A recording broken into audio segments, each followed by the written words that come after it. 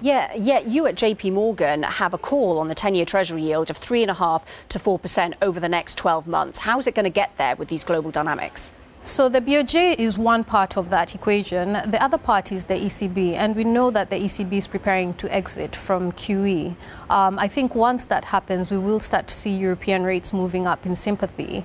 But then later, second half of this year, because we've had strong growth, but we haven't seen the full impact of the tax cuts in the US economy.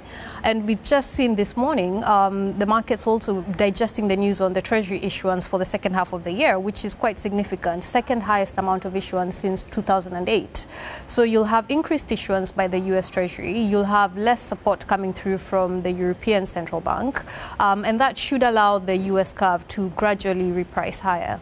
Does that mean we'll see a bit of curve steepening or just an end to the flattening? Ultimately, I think we will see a little bit of steepening, but it also depends on where this increased issuance is going to be, which point of the curve the US Treasury targets. If it's still concentrated on the front end, it might just be slightly more of a range-bound curve trade rather than outright steepening. What does all this mean for corporates, Diana? I mean, where do you see the opportunities in the corporate space of fixed income? So in the corporate space, we like investment grade US corporates. We think actually the recent spread widening has provided opportunities in that area. We think US high yield, particularly when you look at things such as leverage and the earnings seasons that we're going through, also provides interesting opportunities.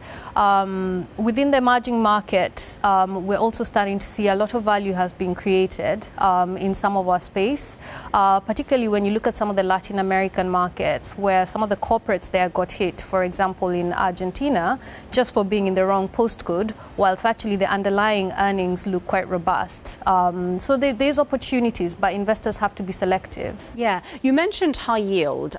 Are you seeing the US equity market tell you one thing, whereas high yield is telling you another, i.e. equity markets are saying we're late cycle, high yield is saying we're more mid-cycle?